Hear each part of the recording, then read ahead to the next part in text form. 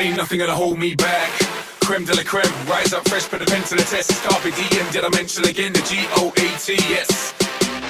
Creme de la creme. I'm really keen that God just uses the best of it to reach young people. And if that means I'm just going to goon around and sweat my back out, great. Place that to make like a ball and bounce. The Profile.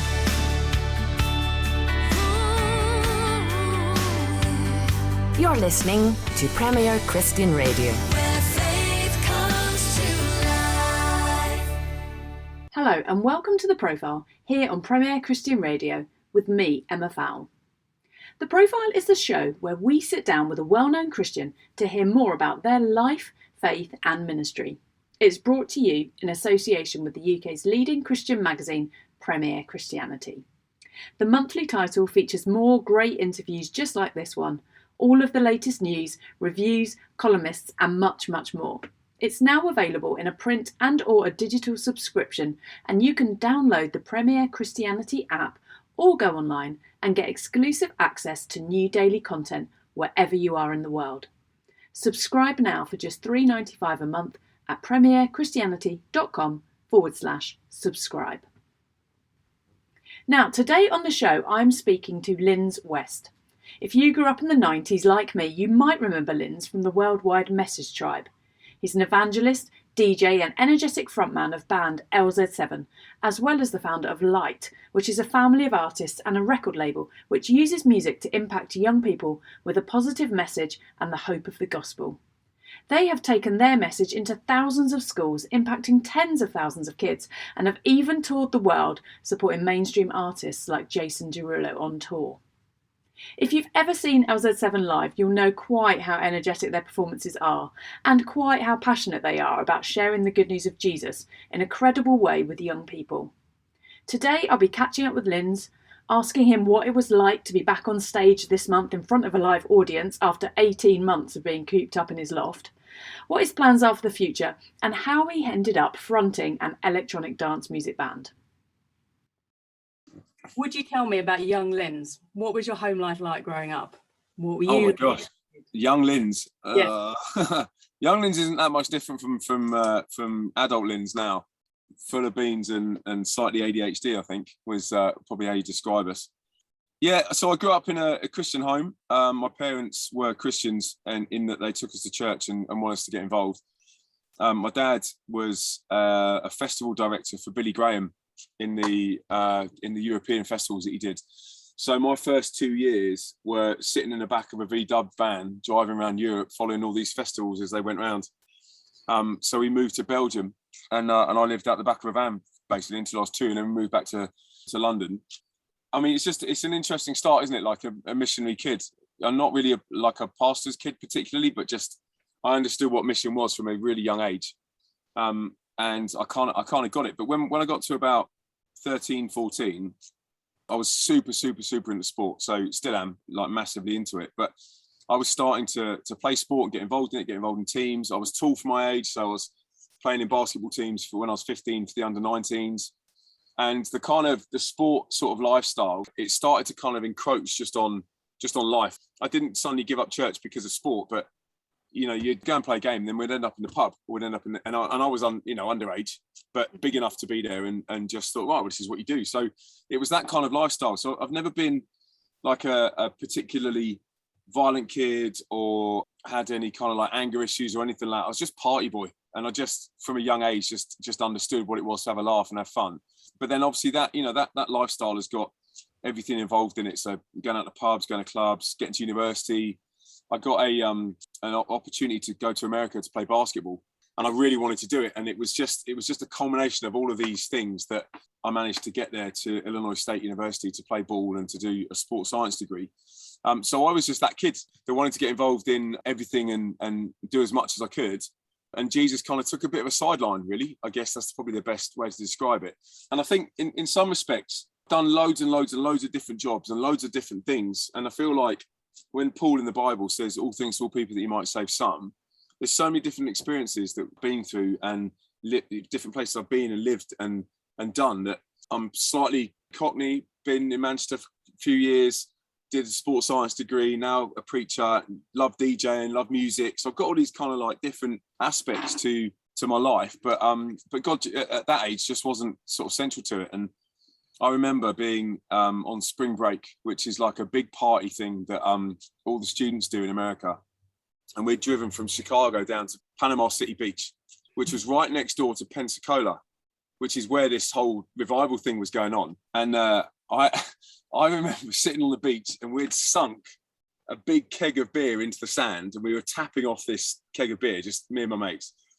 And I saw this girl come walking towards me. And beforehand, I've been to, at university, I've been to Campus Crusade, and I was like, you know, I'll go along just because I, you know, tick the box and say that I'm still a Christian and I'm still following it. And I could see this girl walking towards me, and I was like, no, it's Amber. Oh no, it's Amber. She knows me. And she's from my university, but she's down there doing a beach crusade, and I'm there drinking beer. So she sits on the end of the sunbed, and she said, "Lindz, come to this event tonight." And I was like, "I'm not coming to this event. I know what it's going to be." I said, "I've grown up with this. I know what it is." And she's like, "No, come to this event. You'll enjoy it." And I'm like, "No, I'm not coming." Anyway, she says, "Right, I'll see you at 6 p.m. Sober up.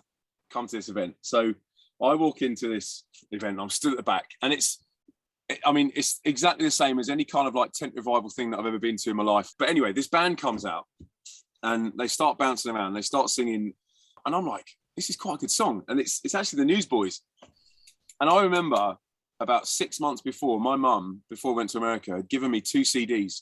One was a DC Talk album and one was a Newsboys album, to try and get me to start listening to Christian music. And I must have been like 18. And I distinctly remember driving down the M4 and chucking them out the window. And I'm like, and I had LL Cool J and NWA and Run DMC in my headphones and listening to all this rap stuff. And I threw this stuff out and I was like, I'm not listening to this. Anyway, Newsboys come back on. And I made a commitment to not necessarily back to Jesus, but to bring myself back on the relationship with Jesus. As in, I was already a Christian. I already knew that I was saved, but I was like, okay, this is uncanny. Like, this is weird. Anyway, I come back from university. I come back from America about 2 years later. And like I said, I've thrown those CDs out and I'm sat upstairs in the loft room and I've got my CD collection, and right on the end is, guess what? The Newsboys album.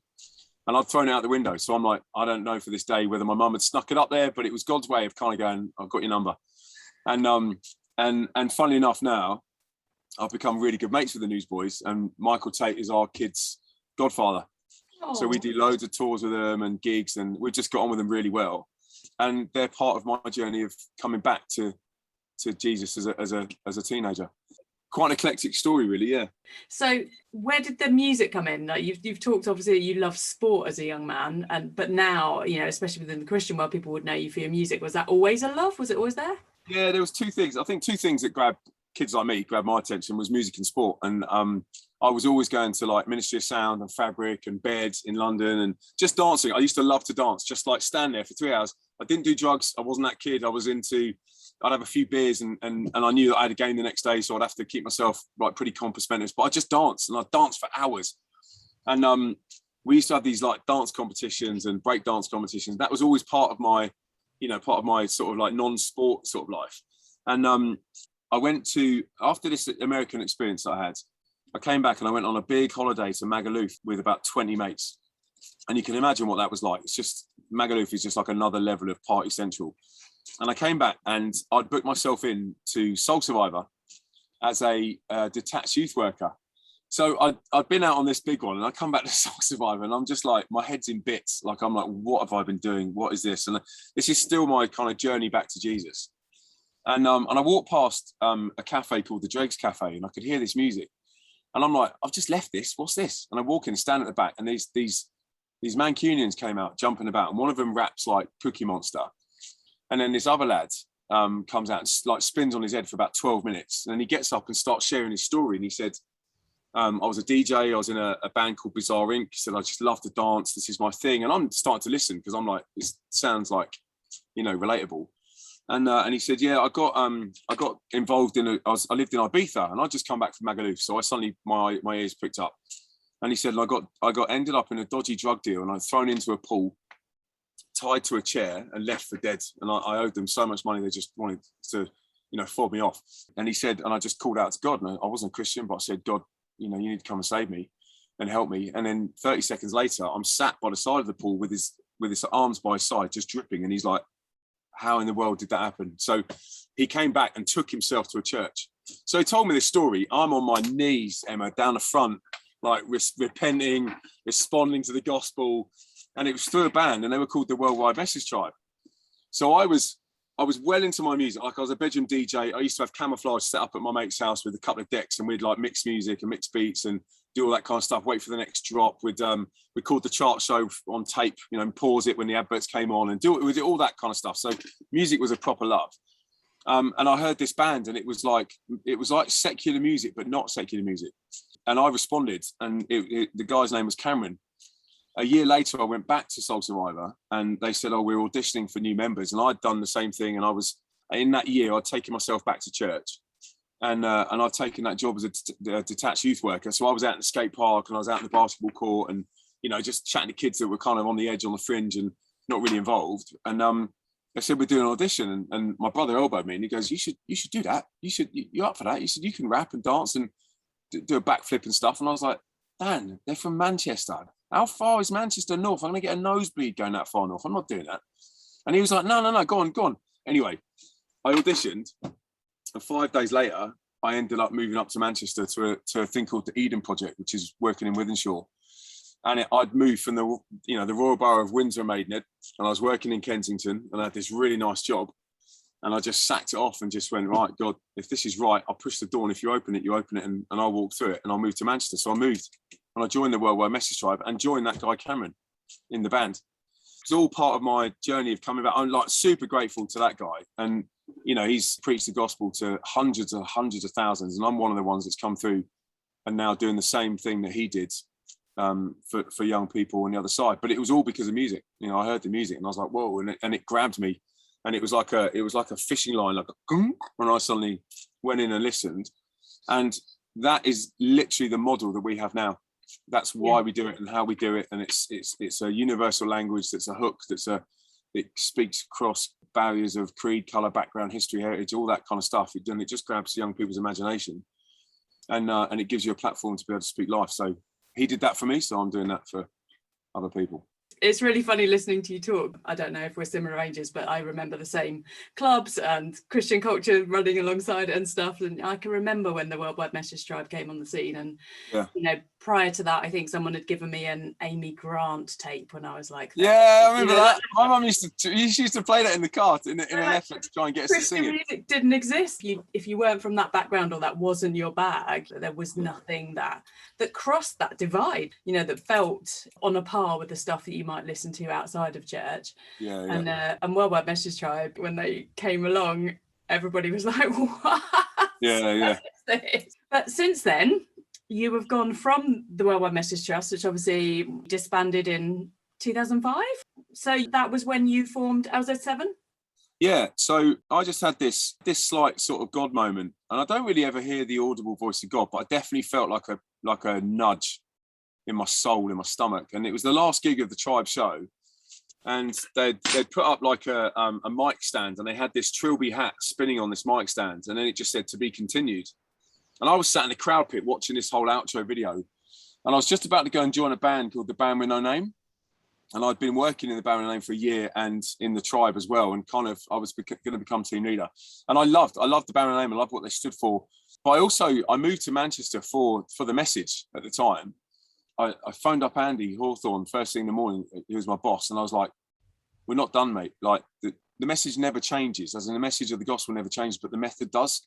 I don't feel like I'm supposed to step into this role with the Band With No Name. I feel like I'm supposed to change the method of what we do here with the message, and I'm not sure what that looks like. What does that look like? He sent me away to go and pray and come up with something, and I went back and I was like, I'd love to do like the hardest to reach kids, you know, grab those kids that are really battling with life, and we said, well, why don't we just go into prison, start in prison. So we were just starting a new thing called lockdown in some of the prisons around Manchester, and I just said to the prison chaplain, do you fancy us coming to do a gig? Let's just do a gig. So our first show was in Hindley Young Offenders with about 400 young offenders. We set up a load of speakers and a set of decks, and I asked my mate who was a DJ to join me in this new LZ7 venture, and we just turned the music on and just spat bars, just rapped and danced and And I was like green before I went on. I was like, oh gosh, this is gonna bomb. They're gonna hate this. And I promised you, Emma, within about 30 seconds, they jumped up, high-fived each other. A couple started break dancing at the back. You know, one ran past me. I thought he was going to jaw me on the way past. And he ran up and did a backflip. And then the whole place just lost it. And I said to him afterwards, I was like, what in the world is that? And these are like tough kids, like tough inner city, Manchester, Liverpool, some of them gangland, some of them, you know, in there for like some serious crimes. I said, what was that? And they're like, bro, you don't understand. We're locked up for 24 hours of the day, for 23 hours of the day. And for 1 hour, we got you lot and you turned us into 12-year-old kids again. He goes, that was amazing. He said, there's so much freedom in that music. And I was like, that's the key. That's it. That's it. It unlocks stuff. It has an uncanny way of being able to reach people. So that was our first show in like 2006. So we worked for a year on a load of music and writing bars so that we could just freestyle over stuff and this, you know, drop this stuff. And then we came up with a little 10-song album at the end of 2007 and started to do a load of high schools as well, because there was another band called Blush who I was married to the lead singer of. So we started to open for them, still doing prisons, still doing schools. And then we wrote this one song called This Little Light of Mine. And suddenly, like, it was one of them like viral things where everybody started singing this song. And it didn't matter whether you were the hardest to reach. It was just a catchy song talking about, you know, letting your light shine. Integrity Music, who we were signed to at the time, just said, would you consider putting this in the charts? And I was like, yeah, I'd love to. And they're like, let's run a campaign, you know. And I said, well, let's get kids to do random acts of kindness, you know, shine your light. That could be the campaign. Little Light is the single, and we'll do a big 50-date school tour and book the Apollo. And we did. And it's the first time that we've ever sold out the Manchester Apollo. And 3,500 kids turned up. We dropped it that night, and it dropped in number 26 in the charts. So that was our official start date, really. So we've been doing all the prisons under, you know, behind the scenes. We had a bit of branding and a few photo shoots, but we didn't have any kind of like major content. This is us. And then suddenly, boom, this happened. And it shot us from relative sort of like underground stuff to now we can really get in schools. And schools started opening their doors to us because we've been in the charts and because we were a band that was credible and we weren't just going to smack them with big Bibles. They saw it as like a fun with a message, and it just started opening doors all over the world. So that's where it really kickstarted us. That's amazing. And you know, if you look back on it, you've had 5 albums, 2 EPs, 15 singles. Yeah. This Light of Mine that you said went into the charts in the top 30s. The Matt Redman song that you collaborated with, the 27 million, reached number 12 in the charts. You've supported Jason Derulo on tour. Yeah. You've had over 1 million listens on one song on Spotify. So good. What I want to pick up on, though, is what you said about music unlocking the freedom in the crowds. And I mean, I've seen you several years on the trot. You come down to Creation Fest, which happens near me in Cornwall. And that is the thing that we all notice when we watch you guys on stage, is that it doesn't matter whether you're a 5-year-old kid on your dad's shoulders, whether you're a 16-year-old kid who doesn't know Jesus, whether you are a 40-year-old something mother in the crowd bouncing around embarrassingly with her friends. The crowd goes wild. And when you look at it on paper, like, you think they have something here. There is a way that you guys reach people with the gospel, which is incredibly credible and incredibly effective. Do you ever think about what is it exactly that gives you that level of in with the crowd? Yeah, there's a little secret that we kind of like learned, I guess. So the BBC came out on Blue Peter or something like that. It was a survey that they did of young people. So there's like 2 or 3 things that have kind of molded together to make this work. And did a survey of like 30,000 young people, and they said, what are you looking for in a role model, like in someone that's going to speak into your life? What are you looking for? And it came back like an 82% to 18% majority. They're looking for authenticity. So authenticity, it has to be authentically you. And like I said just a second ago, like I am, you know, as a kid, I was party boy, pull my t-shirt over my head and run, not naked, but run around the block and do some practical joke, or, you know, it's harnessing that energy that is authentically me as a person, mixing that with faith, standing for something rather than falling for everything that's out there. But then also kids will see something that's not authentic and they'll see straight through it. So if you're trying to be something you're not, so if I get up there and I'm trying to be like some kind of bad man rapper, grime artist, it just ain't gonna work.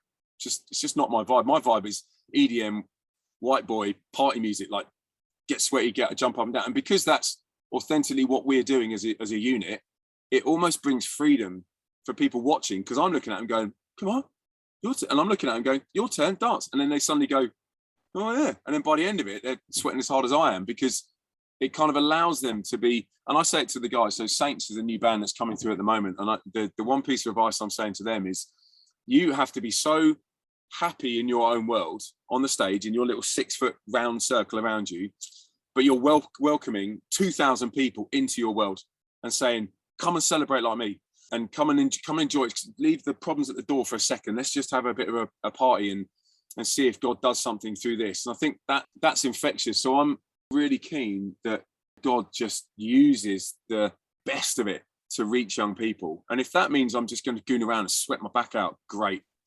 I'll goon around and sweat my back out and have loads of fun. And if people don't like it, it's also being secure enough in your own skin to go, it's cool, man, it's not my vibe, great, no worries, I'm going to carry on. It's a bit like you're on the dance floor. You know when someone goes past you and they go like this, and you kind of go, what? And they go, I don't care, I'm going to carry on going. It's that. it's that. And it's that sort of slight, not particularly worried about what people think. I'm just going to rock out and have fun myself at the live show. And I think our focus has always been live, face to face, seeing young people. Even in lockdown, you're doing all our live streams on YouTube and Instagram Live and stuff. It's always been about the person on the receiving end, about how they're encountering what we're doing. And then, so, you're just talking about making it credible to share the gospel. In Isaiah, it talks about going up the mountain and shouting to the towns of Judea, here is your God. So you get to the top of the mountain. But the very bottom of the mountain is getting up at 5 a.m. to go to do a year 7 assembly in Wadebridge School, and then inviting them to a gig and inviting them to a show. And then we go to another school, and it's getting up that right to that pinnacle moment. It starts at that bottom end moment, getting up to come to Creation Fest, leaving at 5 a.m. in the morning, getting in the car. This is the journey all the way to that point. So it's not just the stage stuff. It's all the prayer that's gone into it. It's all the background work that's gone into it. Like we have 9 people working full time on our shows, doing visuals, doing vocals, doing mixing stuff, getting, even now just had a video sent of a remix that's coming out, and there's a lot of stuff that goes up, but it's all to get to that moment where you say, here is your God, right at the top of the mountain. And I believe music can create that platform. And, there's a little bit of just have a load of fun and enjoy yourself. And you very clearly do. That comes across so clearly. I hear so many people say, oh, that's not my kind of music, but I really love watching LZ7. So I think that's a massive compliment, isn't it? When people most of them are dads as well. And they're all stood there, back doing a little dad dance, and you're like, I can see you. Like, and I call them out. I'm like, I can see you. I can see what you're doing. Smile. And they smile, and I'm like, I got you. You come because your kids make you, and then you're like, this is quite fun. I'm actually enjoying this. Yes.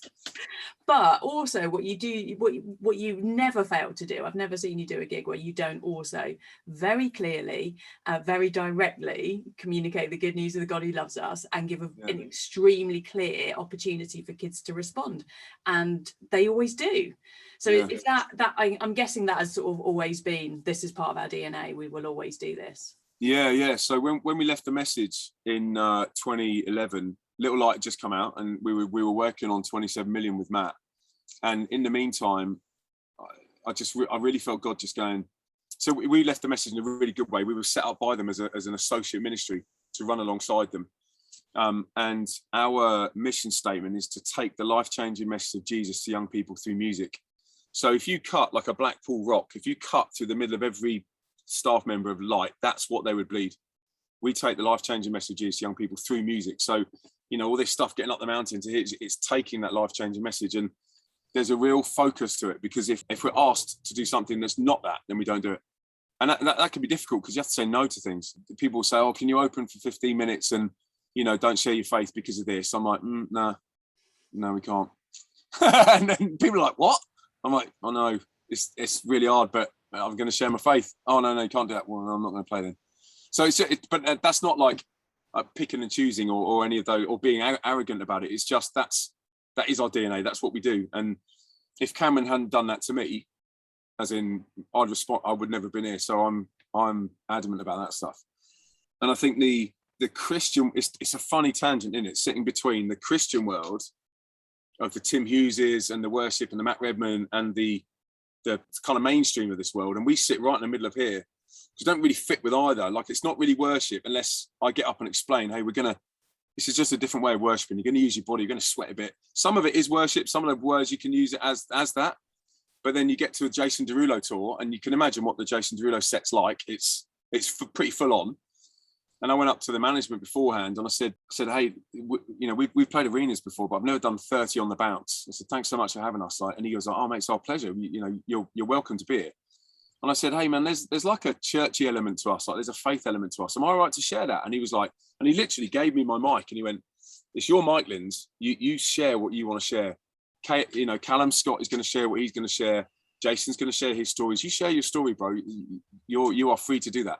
And I had this moment, and someone explained it to me the other day recently about the Areopagus that Paul went to speak on, the place of credibility in Rome, where all the artists would go, and all the writers of the days and the authors and the speakers, they'd all go there. And you could only get to that point if you had the credibility behind you to get on the Areopagus and speak. And Paul did it. And someone said, that's your calling. That's what you're doing. You're creating a credible moment where you can get to that point and get up onto the mountain and shout, here is your God, in a place where people just wouldn't hear it. So we had 450,000 people we were in front of over that tour, and none of them would have stepped in a church.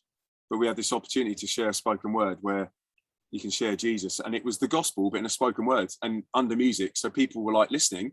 And honestly, Emma, at the end, we were getting standing ovations. People were like chills. I was getting wobbly lips, and people would like stand. And I'm like, what? I thought this was just going to go down so badly, but it went down so well because it was presented in a way they understand, but also with that level of sort of, we'd managed to get there. We got the credibility to get there. And I think, the church world might not struggle with it, but, like you're saying, dads come in and they go, oh, that was actually really fun. There's also, oh, that's actually really good. There's a thought process where they're going, oh, LZ, they're party boys, they do all that. And then they see us and they go, whoa, that was the gospel. Oh, that's actually really good. And I'm like, that's the whole point, because you won't see those kids walking into church. They won't go to not St. Cuthbert's, but they won't go to St. Anne or, whatever. There's too much of a stereotype that blocks them from parents handing it down. And I feel like when Jesus said, go and make disciples of the nations, that's the going to their places. But also what you guys have put in place in the last few years through your Illuminate program and the AAA Pass is actually something that tags on to the end of that, isn't it? So that kids can get into relationship with local churches and youth groups and actually go on in their faith, because there is sometimes that criticism that's leveled at the big hype events, isn't there, that this is just kids are responding in the moment, it's all emotion, it's all hype. Even if they do make a commitment, then what happens when they just go back to their lives and they don't know any Christian? So what do you say against that? Yeah, we had the first thing we did when we started Light was we started this process of building this thing called the AAA Pass. And our next album was called After Show. And every kid wants to know, can I get backstage? Can I get a VIP? That's what we get DMs, we get asked all the time. Can I get a backstage pass? Can I get a backstage pass? So the song After Show was kind of a front to the AAA Pass, because everybody wants a free ticket to the After Show. After Show is about heaven, access all areas. So it looks like this. It's a lanyard that's on. It looks like a bit of a phone, and at the end of every show, we hand out thousands of these AAA passes to everybody that responded. So you're right, Emma. In the moment, in the hype, yes, people are putting their hands up, and yes, there are lots and lots of people responding. They might be responding because they're having a real moment with Jesus, but they also might be responding because it's emotional and their mates are doing it. Get this AAA pass in their hands, and I clearly go through each A on the screen. Access. You now have access to God because of that prayer you just prayed. He has access to you. It's for every single one of you. Jesus died on the cross for each one of you. Areas. It's for all areas of your life. Take this lanyard, go home. I don't give them a Bible. I don't give them a sign-up sheet. I don't give them a word for you today, because they're going to smoke the Bible. They're going to roll it up like a Rizzler and smoke it. They end up all over the floor. So we have the Bible on the AAA Pass. We have a 3-step course, Access All in Areas, that takes them through 3 days after their response on their own, on their phone, away from everybody else, and then it leads them to the prayer. So they pray the prayer again. Then you, Emma, as a youth worker, will pop up and I go, hey man, my name's Emma. I'm starting this thing called AAA Sessions that happens in Starbucks, in schools, in whatever venue that the church has chosen, to take them on a 6-week course, meet up weekly. So they make the decision at the show. They do the 3-day AAA Pass lanyard.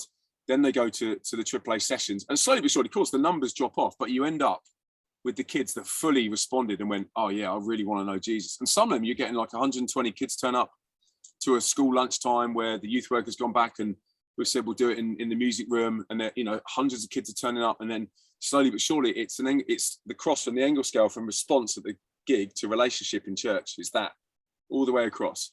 And we started that as soon as we started Light, because I knew that kids weren't engaging with some of the more traditional models. Get it in there, let's just get it in their hands, so they've got it running, and then they all feel like a VIP. You know, they're all walking out with their AAA pass, and we sign them all. Make sure you check this out, go to it, and it's all part of the journey of response to relationship. And you know, we adapt it and build it, and we've just launched a new one called Illuminate Plus, which is with our mates at Wonderborn, and that's going into every church across the States and across the UK as a AAA Pass sessions. Illuminate Plus is a kind of spiritual formation course. It's 12 weeks long. So you can actually access all of this stuff, so that when someone goes, oh, it's all about the hype, I'm like, nah, man, it's all about this. There's a whole plethora of stuff that runs behind it to disciple these kids. And you can lead it into Youth Alpha, you can run it into Christianity Explored, you can run it into whichever one you want to, but it's just first steps of faith in ways that they understand it. So it must have been pretty tough for you guys when lockdown hit then and all of that had to stop. Oh, mate. Yeah, I mean, luckily, 99% of our stuff is online already. So AAA Pass was always there. And then we launched a new mental health resource called I'm Possible. I play on the word impossible. And it's like a 10-step self-help that throws you to the NHS or Samaritans. But it's us telling you our stories about eating disorders, low mood, depression, Launched that as well because I knew people were going through it. And then we did a whole shed load of school lessons on resilience, looking after yourself in lockdown, mental well-being, Black Lives Matter, and digital detox, you know, because everybody's going to be on digital at the moment. And we sent them to all the schools with 10 assemblies. So then they had these 10 assemblies, 5 lessons, and every lesson signposted all the kids to our online gig called Illuminate Live. And that happened monthly. And we booked Audacious, big church in town. It's got like 50-foot LED screens, and did a gig as if there were 3,000 people in the room to 8 cameras. We had CO2 cannons and lasers and gave it everything we got. And then at the end of the songs, it's like, whew. Was that weird? Like, weird, really, really weird. I mean, I started up here in the cabin. The first day of lockdown, I was like, I'm going to grab everything from the studio. I'm going to rob it and I'm going to run. And I'm like, my loft looks like a spaceship. I reckon I can make this into something. So I just set up these speakers and the decks and what have you. And I just started playing and sharing a bit of faith. I think I did it every night for about 3 months. Wow. And then I went to Monday, Wednesday, Friday and I called it Cabin Fever because I'm stuck in my cabin. And then I did a 24-hour set to raise money for a mate of mine that died in lockdown. And then we went to TBN and said, look, Cabin Fever seems to be working. Let's put it out on TV. And it became a TV program. Then it became Illuminate Live. So over the 18 months, we've had loads and loads and loads of stuff that we've thrown at the wall, and thousands of kids have responded, but we're able to give them the AAA pass and everything because it's already online. So you can just direct them to it, and, you know, in the chat box and people looking after the chat, looking after everything else. And it's like pivoting and throwing loads of stuff at the wall and seeing what sticks and then running with what stuck. And the live streams seem to work really well for us. And, you know, our Christmas one, we had 3,500 young people on it, which was great. So, and, you know, if I had 3,500 kids turn up to a show at the end of the week, I'd be absolutely blown sideways. So I'm more than happy with that. Lots of responses, and yeah, it's been good. It's been really hard, but good. So Creation Fest was like it was like you took the lid off a steam, like a big bottle of steam, and we just went. So that was your first live gig back, was it? Yeah, I'd done one in Belfast about a month before, but that was under restrictions. So we had to keep socially distanced, and kids weren't allowed to do like dance together and all that kind of stuff. Everyone had to stand 2 meters apart, but it was outdoors. So we'd done one, but this was the first full set. Yeah. There must have been some low points as well for you guys in the last 18 months. Has it been tricky at all? Yeah, I mean, I guess just the engagement of face to face, because that's what we're all about, and that's what we're kind of built on, is seeing the whites of people's eyes and being with them face to face. And you can see we come alive and then they come alive, and it's like a live show is that we give out, you give back, we give out, you give back. That's what it looks like. It's not when you're online, it's just give, because you can't see anything. So that was really hard. And, you know, obviously I'm the boss, but keeping everybody motivated and passionate about it. So we just chucked out loads and loads of music. And it meant, because we had loads on in stock, we just had loads of content. So we just thought, well, let's just chuck it out. And we did like loads of playlists on Spotify and stuff. but it still wasn't the same. It's still not the same as face to face. And when we first saw each other, I think it might have been December last year, and we were recording a music video for Getting Wild, and we were just like, whoa, this is so weird. I'm actually next to you. You're not on Zoom. No way. Like it was bizarre. So yeah, it was that side of it was difficult, like the apartness, I guess. Yeah, and you can see that when you watch you live, the way you interact with the crowd is very direct, and the amount of time that you give to the kids before and after gigs equally. So I can imagine for someone who is so passionate about engaging with the hardest to reach, to not be able to look someone in the face and walk alongside them is really hard. And I mean, I think, you know, everybody that works in church circles and is pastoral in that respect has probably also really missed that and really struggled to watch people struggle and to not be able to get alongside them personally. So yeah, it was phenomenal for me to see young people watching you at Creation Fest responding for the first time, especially, you know, two young girls I watched in the crowd who I knew were not Christian and not from Christian homes, who also made a response. And and that's what we miss when those big events are not there, that we can't invite people to do, isn't it? Yeah. So you've got some new music coming out. Would you like to tell us about that? Yeah, so on August 20th, we've got a single with a Grammy nominated DJ called Paul Oakenfold, who I've followed for years. Like, he's just like one of the legends of dance music, and he heard our new single Together and basically loved it and wanted to do a remix of it. So we went and filmed it in a Thomas Cook Airlines hangar that holds 4 jumbos at Manchester Airport. We filmed the music video in there, so the music video looks epic with like racing drones, and they're zooming around. And then we built a stage, and it all comes out on the 20th of August. So if you're able to click onto YouTube now, it should be out now while you listen to this, so you can go and have a watch. It's called Together. So that's our new single, and then we've got another one coming out in September. That's we've got a remix from Charlie Hedges on Radio 1, who's the dance DJ. She's got behind the single and 5 other remixes that are coming out with it. Big kind of EDM banger. It's called Back in Time. Really kind of like focusing on that moment that you connect with when I say a higher power, as in to quote Coldplay, you know, connecting with Jesus. It's that moment, you know, take yourself back in time to when that first happened, and it's that kind of sentiment that's in the song. But yeah, lots of new music. We've got a new band called Saints. They've got a single coming out in September called Beautiful World. They've got one out at the moment called You'll Always Find a Way, so go and check them out. And I'm developing this band so that when we do the Illuminate tour, you've got 2 of us. So you have LZ7 and Saints, and we both go and do all these schools and then invite them to a Friday night and blow up the town with some good news of Jesus. Those guys are gunning as well. They've got an EP coming out, and hopefully we're looking at doing like a little bit of a Christmas tour. So if you want us in your area, if you're listening and you're thinking, oh man, I could do that in my youth group, maybe kickstart some stuff for you, maybe start again for some youth groups and just get some non-Christians there, get some friends there, get some mates there, and just get involved with us and give us a shout, and we'll try and make it happen. So I didn't realise until after Creation Fest, it was actually your birthday when you were down here in Cornwall. Yeah, birthday weekend. It was my birthday on the Saturday, and then Sunday was Creation Fest. But yeah, I've always played Creation Fest on my birthday.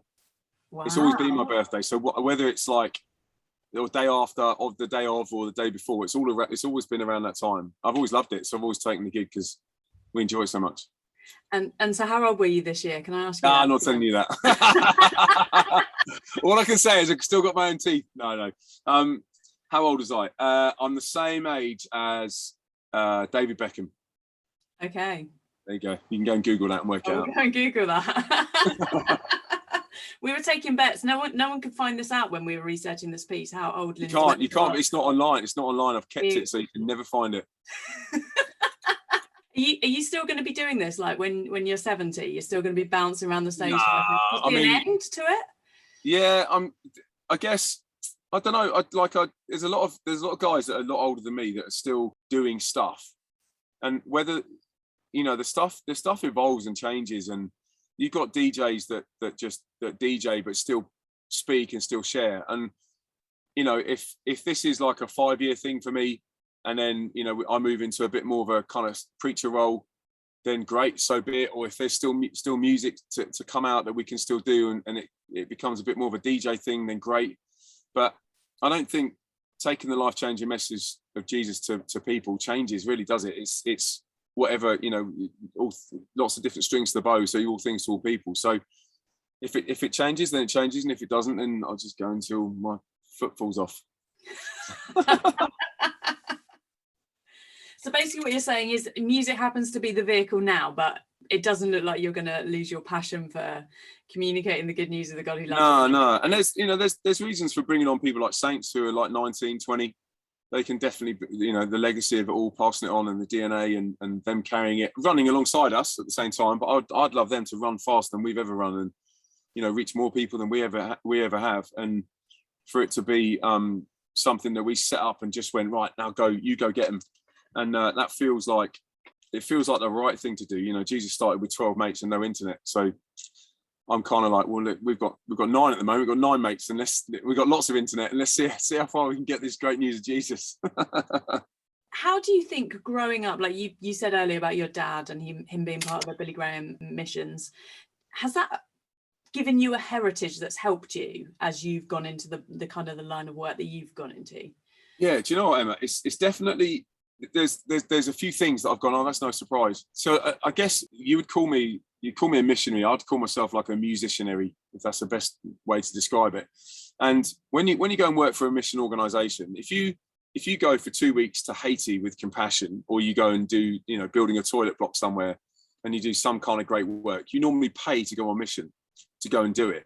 We're paid to be missionaries, but we have to raise our pay to go and do it. So does that make sense? So we're still paying to do it. So we write to friends and family and supporters and say to them, hey, would you support me to go and reach this? And for some people, that's really difficult to get their heads around, because they're like, well, but it's a job. And I'm like, it is a job, but you'd pay to go on mission. So we live in this tangent. That to me was not a surprise to go and do that. So when I first joined the tribe, they said to me, look, we'd love you to be inspired to go and raise some of your wage. And I went out and raised all of it. And I wrote to 200 people, and I said, hey, 200 people, £10 a month, that's $2,000 a month. I could live on that. That's easy. And, that's like a regular wage at 26. That would be cover my house and bills and yada, yada, yada. And obviously putting it in a way that I'm going to go and do stuff that people wouldn't ordinarily want to go and do. We did the launch of Illuminate, and I had Nicky Gumbel preach, and he got up, and it's at the House of Lords, and his first words were, I hate speaking in school. He goes, it's the hardest place to go. He said, because kids know exactly what's going on. They can see straight through you, and it's the toughest thing I've ever done. These guys are doing it. And he basically gave you need to support them because this is what they do, right? And I was like, dang, that's amazing coming from Nicky Gumbel. That's incredible. What a kind thing to say. But that kind of stuff wasn't really a shock to me, because I'd had a heritage of understanding it. At 16, I went out with a company called Lindz International, charity that works out in Portugal, and we painted. I mean, I got myself in trouble because I was just stupid. I got myself in trouble, but I still went out and painted the orphanage and taught basketball in the afternoon. And I raised the 1,200 quid to go and get it by writing to Barclays Bank, NatWest Bank, the local butchers, because I was a 15-year-old kid. And then, so the same kind of like DNA, when you find that in someone, it's such a joy to be, it's not a surprise to them. They're like, oh yeah, no, I knew that. That's just part of being a missionary. And I'm like, right, brilliant. One of our new team members has just joined, Saints, and she went out and raised her wage in a month and just did exactly what I did. And I said, go and write to 200 people, £10. I did it 10 years ago, go and do it. And she did, and she got it. And that stuff is, I think, from my parents, has been a real good heritage and foundation to understand the missionary life and how it works. And, someone said to me the other day, one of our supporters, he was like, you could go out and sell freezers to Eskimos and be a millionaire. And he goes, and you're not, you're selling Jesus to the poorest. And I was like, yeah, man, I'm skint, give me some money. No, I'm not into that. Well, it kind of did say that, but no, I didn't really say it in those words. But it's having an understanding of exactly what I just said about, like, we'll be able to reach, and saints will be able to reach into worlds that other people wouldn't necessarily be able to scratch or touch or get near. And to ask for money for that isn't a bad thing, because you're taking Jesus, the Jesus that these supporters know, you're taking it to people that just would never know. And that stuff is sometimes hard for people to get their head around. But for me, it was part of my kind of growing up in a mission background that helped us to understand all that. And all of our budgets and everything going forward, our team, I'm like, ring a bell every time someone supports, every time, and that includes basically the way we work, everything goes in. So all merchandise, sales, tours, personal support, trust funds goes in to pay us to do what we do. So there's no kind of like, I don't get my PRS or my writing, that goes in. so that it supports us as a band. And it's similar models to the way Coldplay do it and the way that U2 have done it. And they're the bands that stick around because they're equally spread and equally shared. So yeah, there's a mainstream model to it and a godly model to it, I guess. What's the toughest time you've had in ministry life?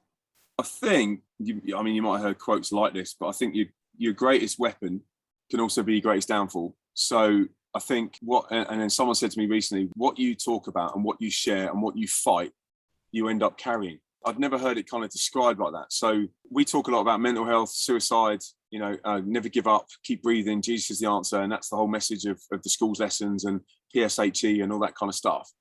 And I never have any moments of like particular low mental health or suicidal thoughts or any of that stuff. But what I can feel is the weight of it. And I'll come back from a tour, so say a school tour, or if we've done 5 days away on a gig and you're physically tired, you're emotionally tired, and then suddenly this wave hits you of like, did that really happen? Nah, you're not good enough for that. Nah. And it's like, the only way to describe it is there's lots and lots of noise going on. There's lots of stuff going on that's taking your attention, and it's the dopamine effect. Justin Bieber talks about it. This high that you get from being on stage, and you suddenly come back and you crash, and your emotions crash and your mental health crashes. And it lasts about a day and a half. And I fully understand that in the past why someone like, I don't know, Robbie Williams, he's openly talked about it from Take That, has said, I just had to go and snort coke just to stay high so that it wouldn't affect me. And I think those times have been the hardest moments of career at the, that I can remember, but also the learning curve has brought us right up. So, for example, I come home from a trip away in Germany, and we've done Germany, Switzerland and Austria for 3 days, and everything's on the whole time, preach the gospel, people got to say, and the first thing Lucy will do is pick me up and we'll go for a pub lunch. We won't go home straight away, we'll go to a pub. So there's talking, the kids are around, but they're not like, daddy, daddy, daddy, daddy. It's like, and it's slowly but surely bringing us down to this. I'm not just dumping all my dirty washing, sweaty gig clothes on loose to wash and messing up the house. Slowly but surely it's bringing us down to this level where, okay, I'm back home now. This is, and she's really sensible like that. She's really good to do it. And I think when I've got that wrong, I can be like a bear with a sore head for 2 days. And I've never understood what it was until someone said that about 5 years ago. They went, you sometimes carry what you're fighting. And I'm like, oh, wow, flip. That's this devil trying to have a pop and it's trying to get under my skin. And did that really happen? And, did you see all those kids respond? Did that kid really share that testimony with you? And I'm like, I have to shake it off. And, that take captive those thoughts and make them obedient to Jesus. That's a real thing that I have to do. And when it works, bad moments and high moments and low moments, but that's definitely that's the hardest lesson to learn. These days, you can't get a lot for your pound.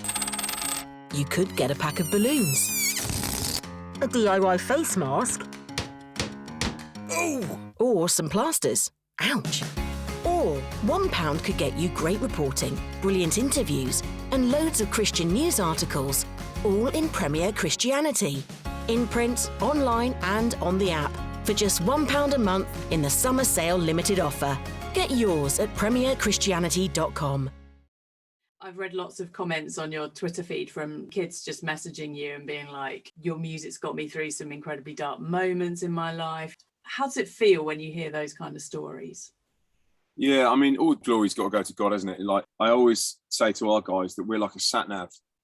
We're going to lead them to salvation. We're not the salvation. It's only through God's grace and what he did on the cross. And it's almost that praise, whether it's from the stage or on a Twitter feed or a DM on Instagram, whatever, is like you pick up a big aluminium reflector and go ping and just ping it straight back up to God. And, just that's always our prayer before we go on the stage as well, is, that people won't see us, that they'll see Jesus. Well, they'll see us, but, we're like a sat nav or a TomTom that's directing them to TomTom, what an old word.